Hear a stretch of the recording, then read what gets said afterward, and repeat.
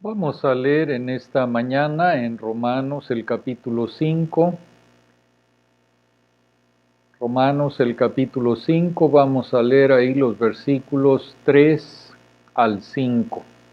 Romanos 5, versículos 3 al 5. Y no solo esto, sino que también nos gloriamos en las tribulaciones, sabiendo que la tribulación produce paciencia, y la paciencia prueba, y la prueba esperanza, y la esperanza no avergüenza, porque el amor de Dios ha sido derramado en nuestros corazones por el Espíritu Santo que nos fue dado. Siempre temo predicar sobre el sufrimiento porque, como les he dicho, predicar es muy parecido a lanzar un boomerang. Lo apuntas a la congregación, pero regresa y te golpea primero. ¿Y quién quiere ser golpeado con la idea de gloriarse en las tribulaciones? Preferiría no tener que practicar lo que predico sobre este tema. Pero las tribulaciones son un hecho de vivir en este mundo caído, por lo que todos debemos aprender lo que la palabra de Dios nos dice sobre cómo manejarlas. El problema es que el enfoque bíblico de las tribulaciones es simplemente una locura para muchos.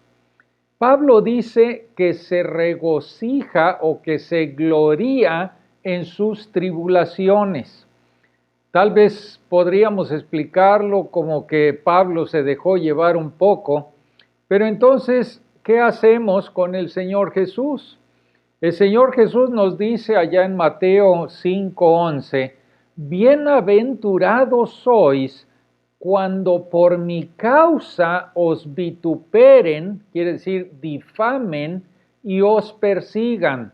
Bienaventurados sois cuando por mi causa os vituperen y os persigan, y digan toda clase de mal contra vosotros mintiendo.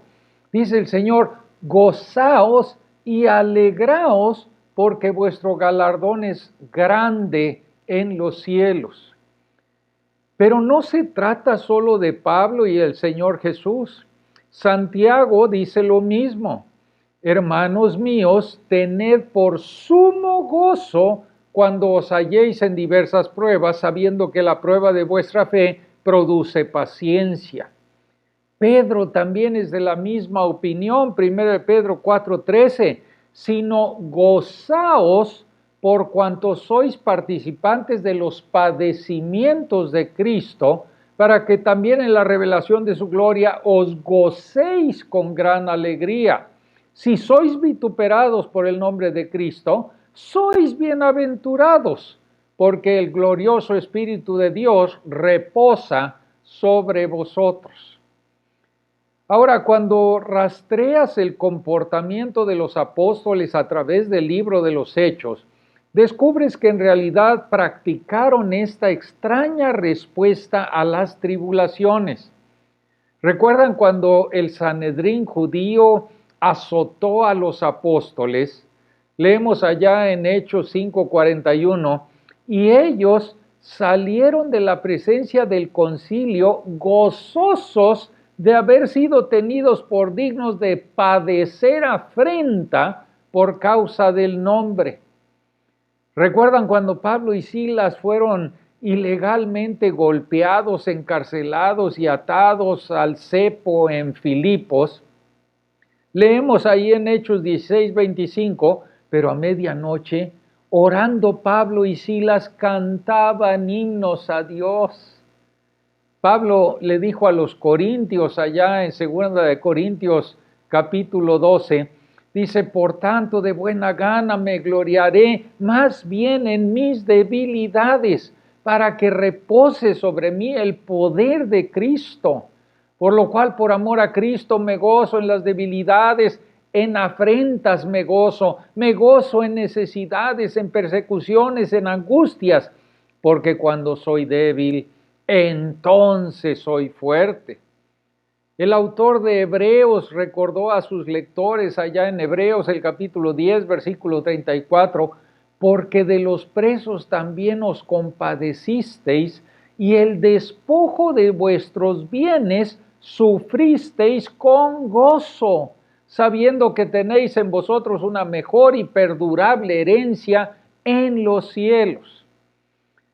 Así que no podemos escapar del hecho de que esta extraña respuesta de gloriarse en las tribulaciones es la enseñanza uniforme del Nuevo Testamento. Pero si eres como yo, tendrás que admitir que no es tu respuesta habitual. Algunos de nosotros podemos decir que no nos quejamos de nuestras aflicciones. Apretamos los dientes, las soportamos estoicamente.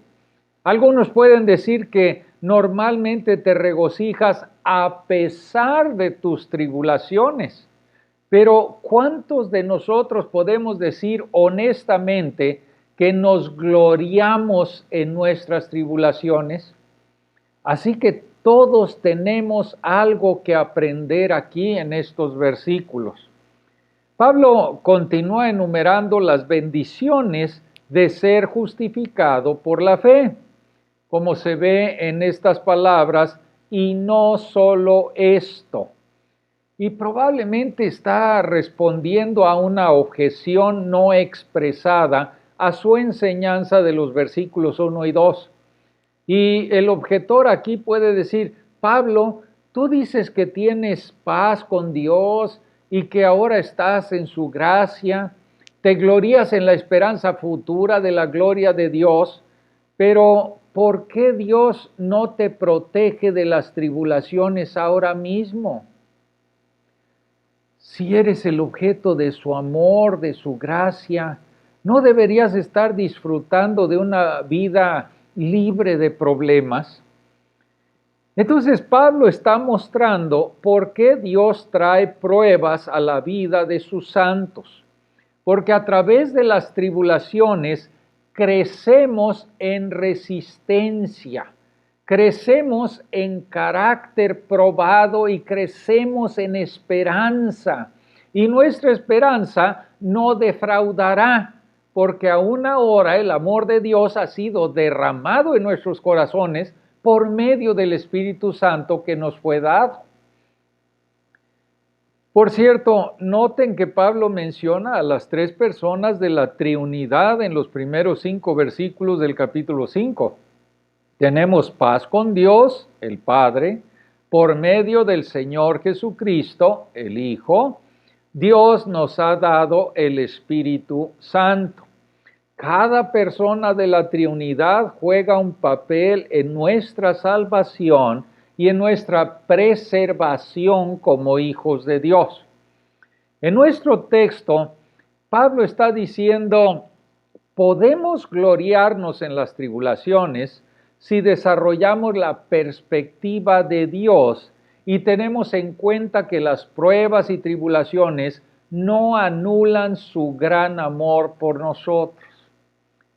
Entonces, en primer lugar, para gloriarse en las tribulaciones, debes desarrollar y mantener la perspectiva de Dios. Él está usando las aflicciones para moldear nuestro carácter y prepararnos para el cielo. Con respecto a gloriarnos o regocijarnos en nuestras tribulaciones, Thomas Schreiner observa, esta es una declaración asombrosa, ya que la glorificación futura es apreciada precisamente porque las aflicciones quedan atrás. Para entender lo que Pablo quiere decir y cómo podemos crecer en esta extraña virtud, exploremos 4 pensamientos. El primer pensamiento es que gloriarnos en las tribulaciones no es una respuesta automática, requiere un enfoque deliberado. Si gloriarnos en las tribulaciones fuera la respuesta automática, veríamos multitudes de personas regocijándose porque a nadie le faltan las aflicciones. En cambio, a menudo vemos multitudes quejándose de sus tribulaciones. Incluso entre los cristianos, quejarse de las tribulaciones es mucho más común que regocijarse o gloriarse en ellas.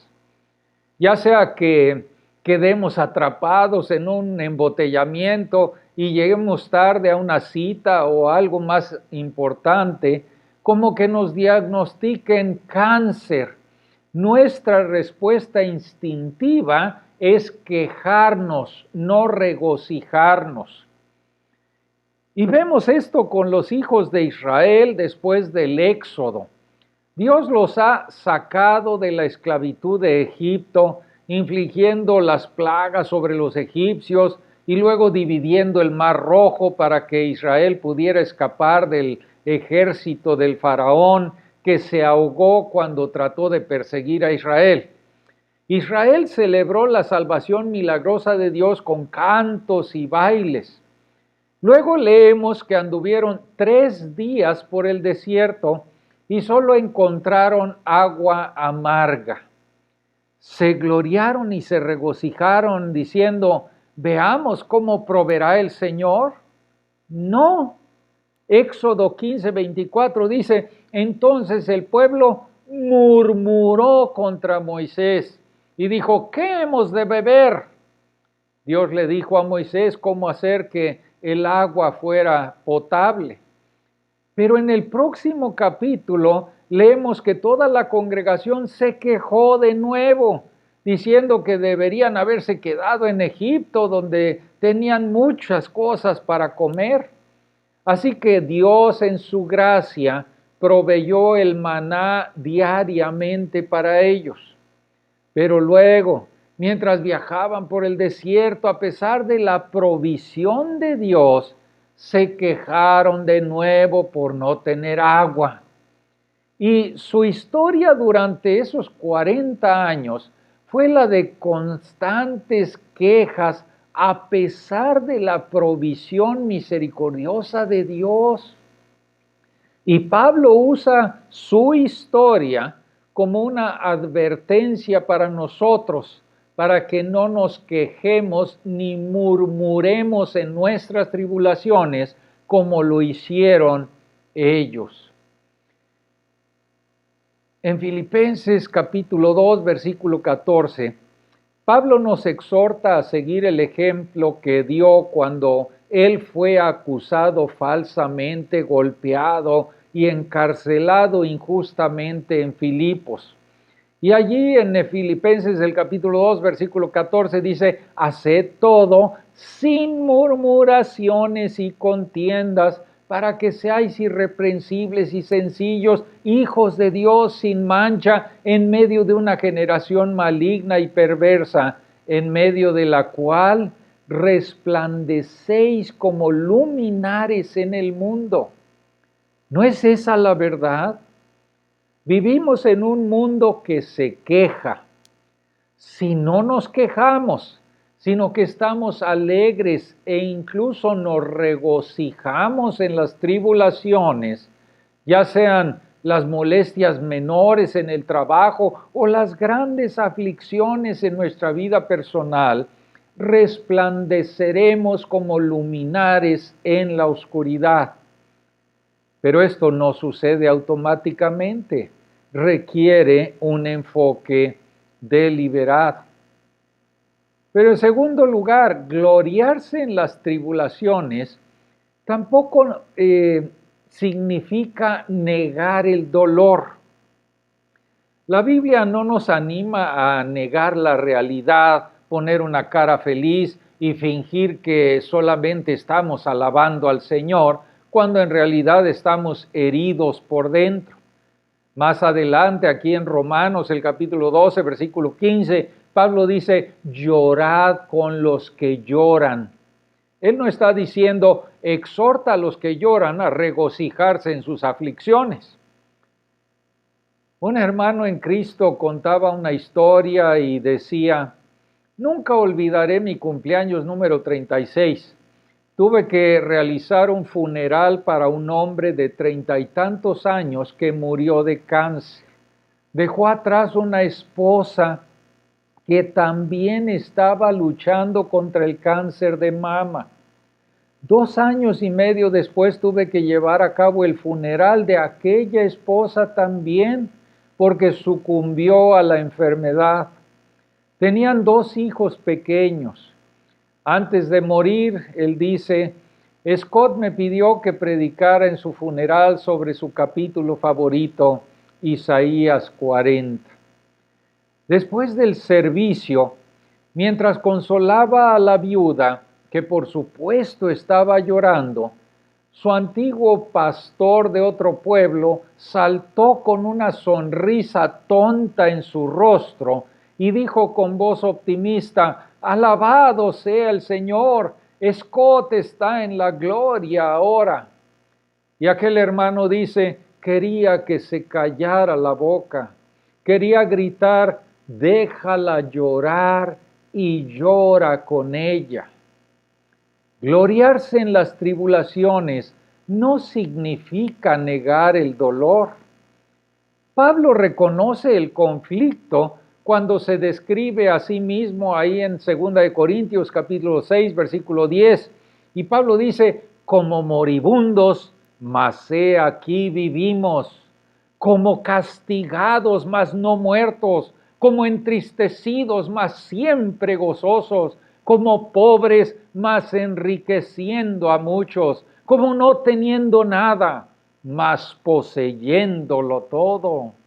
Y él continúa describiendo cómo en sus tribulaciones sus emociones estaban por todas partes, pero tenía el consuelo de Dios. El fundamento de todas sus aflicciones fue un gozo genuino en el Señor. El autor de Hebreos reconoce el mismo conflicto cuando dice, allá en el capítulo 12, versículo 11, es verdad que ninguna disciplina al presente parece ser causa de gozo, sino de tristeza, pero después da fruto apacible de justicia a los que en ella han sido ejercitados. Se ve lo mismo a lo largo de muchos de los salmos. El salmista se encuentra en una situación en la que se desespera de la vida misma. Sus enemigos están tratando de matarlo. A veces incluso pregunta dónde está Dios o por qué Dios se demora. Expresa su angustia y dolor mientras clama al Señor. Pero al final del salmo, a pesar de que todavía está en grave peligro, se llena de alegría y de alabanza a Dios. Así que no hay nada de malo en sentir tristeza, dolor o pena en medio de una aflicción difícil. No debemos negar estos sentimientos en un intento de parecer más espirituales. Pero a través de nuestras lágrimas y dolor, debemos ser sostenidos por nuestra esperanza en las promesas de Dios. Sabemos que Él es soberano sobre todas las cosas y que se preocupa por nosotros. Gloriarnos en nuestras tribulaciones no significa negar el dolor.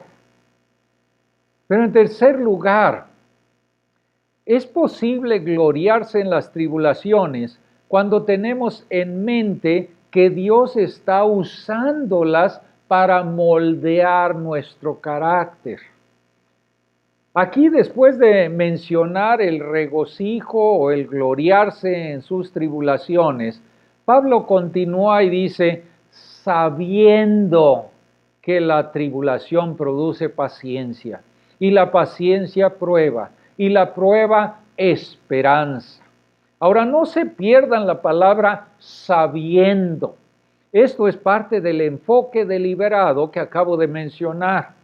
Nuestro enfoque mental debe incluir algún conocimiento vital, que Dios está usando las pruebas, las aflicciones, para moldear nuestro carácter si nos sometemos a Él con gozo. No todos crecen de la manera que Pablo describe aquí. Creceremos solo si nos sometemos con gozo al Señor, porque tenemos en cuenta que Él es soberano y que está usando estas tribulaciones y aflicciones para hacernos más como nuestro Señor Jesucristo. Ahora, yo quisiera que notaran la cadena de pensamiento aquí. La tribulación, dice. Tribulación literalmente es presión, aflicción. La tribulación produce paciencia, produce perseverancia, produce resistencia. Ahora, Calvino señala que no necesitas perseverancia si no te sientes angustiado y triste. Pero él agrega, cuando consideras que tus tribulaciones son permitidas por un Padre bondadoso para tu bien, entonces sientes un gran consuelo. Cuando sabes que Dios está promoviendo tu salvación, tienes una razón para gloriarte. Entonces el punto de Pablo es que no desarrollas paciencia a menos que pases por aflicciones. No tienes que resistir cuando todo está a tu favor. No es difícil confiar en el Señor cuando no experimentas más que bendiciones. Pero ¿soportarás por fe cuando la vida sea difícil? ¿Confiarás en Dios y te someterás a su mano poderosa cuando pierdes tu trabajo? ¿O cuando estás pasando por un momento difícil en tu matrimonio? ¿O cuando te diagnostiquen una enfermedad grave? La paciencia o perseverancia produce prueba. Y esta palabra prueba quiere decir un carácter probado. La paciencia produce un carácter probado. Esta es una sola palabra en griego que significa algo que ha pasado la prueba, que sale aprobado. De camino a la ciudad de Querétaro hay una pista de pruebas de Ford. Someten sus vehículos a varias pruebas para demostrar que resistirán en situaciones extremas. Una vez que sus camionetas pasan la prueba, pueden decir con confianza, las camionetas Ford están construidas para durar. Han probado su carácter y han probado su reputación. Cuando pasas por tribulación confiando en Dios, tu fe es probada. Tú has pasado la prueba y has sido aprobado. Sabes por experiencia que puedes apoyarte en la fidelidad de Dios y demuestras que no eres un cristiano solo de profesión, como aquella semilla que cayó entre pedregales, donde la tierra era poco profunda y se quemó rápidamente bajo el calor de la aflicción y la persecución. La perseverancia obra un carácter probado. Y luego Pablo agrega que el carácter probado obra esperanza. Y esto nos lleva de nuevo al versículo 2 de este mismo capítulo, donde nosotros que hemos sido justificados por la fe, nos gloriamos en la esperanza de la gloria de Dios. Es la misma esperanza, pero ahora es más fuerte. ¿Cómo funciona esto? La esperanza inicial viene por comprender la bendición de ser justificados por la fe. Comenzamos la vida cristiana llenos de fe y esperanza. Entonces, somos golpeados por aflicciones difíciles y nos aferramos a Dios como nunca hemos tenido que aferrarnos antes. Probamos que Dios es fiel y Él desarrolla un carácter probado en nosotros a medida que perseveramos. Salimos del otro lado más seguros de la esperanza de la gloria eterna con Dios que antes de las tribulaciones. Nuestra esperanza es más fuerte porque ha sido templada en las llamas de la aflicción. Y esto nos lleva al último pensamiento. Gloriarnos en las tribulaciones requiere desarrollar la esperanza del cielo y requiere recordar la esperanza del cielo. Nuestra esperanza no está en una vida aquí sin problemas, sino en una eternidad gloriosa y sin problemas. Para regocijarnos en nuestras tribulaciones presentes, debemos mantener nuestro enfoque en la esperanza de la gloria de Dios que experimentaremos en el cielo. Y Pablo lo expresó de esta manera en 2 Corintios capítulo 4, versículo 16. Dice Pablo, por tanto, no desmayamos. Antes, aunque nuestro hombre exterior se va desgastando, el interior, no obstante, se renueva de día en día.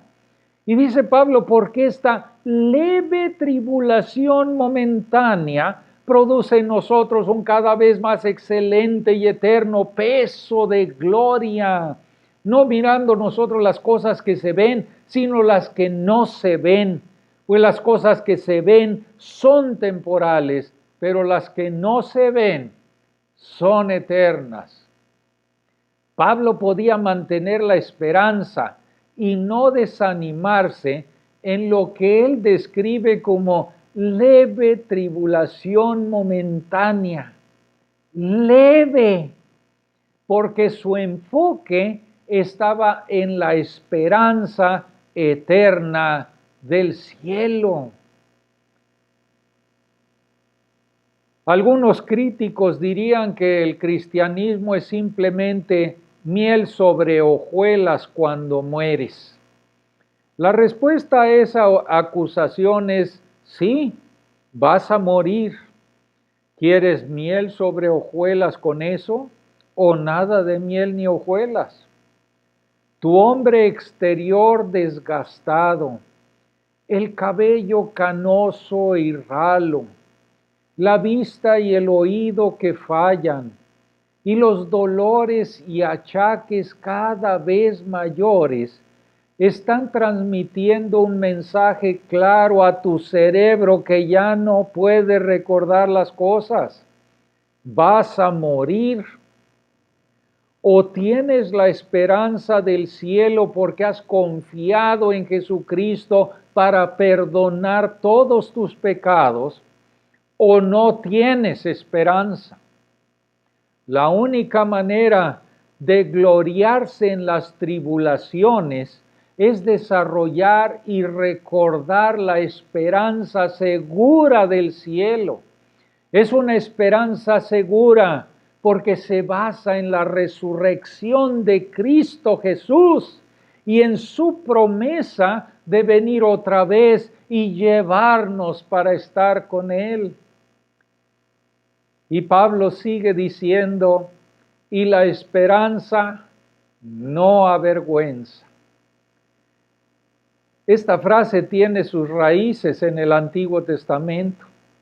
En el Salmo 22, el salmista en gran angustia está clamando, en ti esperaron nuestros padres, esperaron y tú los libraste. Clamaron a ti y fueron librados. Confiaron en ti y no fueron avergonzados. En el Salmo 25:3 David dice, ciertamente ninguno de cuantos esperan en ti será avergonzado. La idea aquí es que si confías en Dios y Él falla, serás avergonzado. Otros se burlarán y dirán, Él confió en Dios, pero Dios no cumplió. Es una broma, dirán ellos. No hay realidad en confiar en Dios. Ahora mantengan en mente que el Salmo 22 es una imagen de Cristo en la cruz. Sus asesinos se regodeaban en su muerte. A veces Dios permite que sus hijos pasen por terribles persecuciones y martirios. Solo son vindicados en la resurrección final. Entonces, si el cielo no es verdadero, seremos avergonzados eternamente. Estaremos eternamente decepcionados. Pero el cielo es verdad, es una realidad. Y la resurrección de Cristo Jesús lo garantiza. Entonces, aunque sufrimos persecución y muerte como mártires, nuestra esperanza no nos defraudará ni nos avergonzará. Llevaremos la corona incorruptible en la gloria del cielo por toda la eternidad. Por lo tanto, para gloriarte en las tribulaciones, desarrolla y mantén la perspectiva de Dios. Él está usando las aflicciones para moldear nuestro carácter y para prepararnos para el cielo. Pero puede preguntar un crítico, ¿qué pasa con el amor de Dios? Si Dios realmente te ama, ¿no te ahorraría todas estas tribulaciones? Entonces, en segundo lugar, para gloriarnos en las tribulaciones, debemos tener presente que las aflicciones no anulan el gran amor de Dios por nosotros. La razón por la que la esperanza no avergüenza es porque el amor de Dios ha sido derramado en nuestros corazones por el Espíritu Santo que nos fue dado. Y Pablo está hablando aquí del amor de Dios por nosotros, como lo muestra claramente los versículos 6 y 8 que veremos posteriormente. Pablo no vio el sufrimiento como una indicación de que Dios no nos ama. Todo lo contrario, como lo va a demostrar al final de Romanos 8, diciendo que ni la tribulación, ni la angustia, ni la persecución, ni el hambre, ni la desnudez, ni el peligro, ni la espada podrán separarnos del gran amor de Dios. Mantén tu enfoque en el amor de Dios y podrás gloriarte en las tribulaciones. Pablo dice que el amor de Dios ha sido derramado en nuestros corazones por el Espíritu Santo que nos fue dado. Ahora, el tiempo derramado indica una acción en el pasado con resultados continuos, lo que señala especialmente al gran amor de Dios, tal como lo experimentamos en el momento en que somos salvos. Dado apunta al hecho de que el Espíritu Santo es dado a cada creyente en el momento de la salvación, porque el Espíritu Santo es Dios. Significa que Dios mismo viene a morar en nuestros corazones. El Espíritu nos hace conscientes de ese gran amor de Dios al enviar a su propio Hijo, Jesucristo, a morir por nuestros pecados. Derramado implica un suministro abundante, continuo de su amor, refrescándonos, sosteniéndonos, especialmente en nuestras aflicciones. Esta experiencia del amor de Dios nos llega cuando meditamos en la asombrosa verdad del Evangelio, que el Padre dio a su Hijo eterno, quien voluntariamente tomó el castigo que merecíamos, para que Dios pueda ser justo y el que justifica al que tiene fe en Jesús. Como escribió Charles Wesley, amor asombroso, ¿cómo puede ser que tú, mi Dios, muriera por mí? Nunca superes esa maravilla. Deja que el Espíritu te enseñe diariamente acerca del maravilloso amor de Dios. En tus aflicciones, sean pequeñas o grandes, recuerda las palabras de Jesús justo antes de la cruz. Acordaos de la palabra que yo os he dicho. El siervo no es mayor que su Señor. Si me han perseguido a mí, dice el Señor Jesucristo, también a vosotros os perseguirán. Si han guardado mi palabra, también guardarán la vuestra. Mas todo esto os harán por causa de mi nombre, porque no conocen al que me ha enviado. Mediten en esta pregunta. ¿Insinuaron las aflicciones del Señor Jesús que el Padre no lo amaba? Por supuesto que no. Las tuyas tampoco. Para regocijarnos en las tribulaciones, beban profundamente del gran amor de Dios derramado en nuestros corazones por el Espíritu Santo que Él nos ha dado.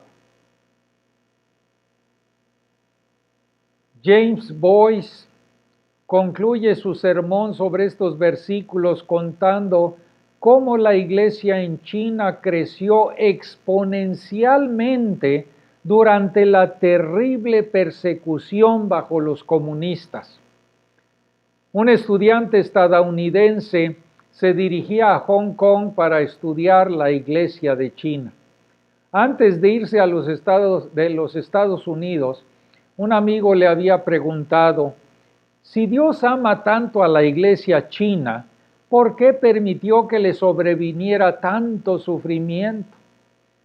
El estudiante no tenía respuesta. Pero después de haber viajado a China y haber hablado en profundidad con muchos creyentes cristianos allá en China, decidió volver a Estados Unidos y hacerle esta pregunta a su amigo: si Dios ama tanto a la iglesia estadounidense, ¿por qué no nos ha permitido sufrir como la iglesia en China? Es una buena pregunta, porque las tribulaciones y aflicciones no son para hacernos daño. Dios las usa para moldearnos a la imagen de nuestro Señor Jesucristo. Él las usa para fortalecer nuestra esperanza del cielo.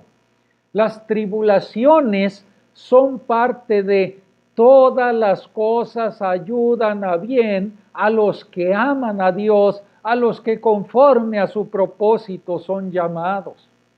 Por extraño que pudiera parecer, podemos gloriarnos en nuestras tribulaciones.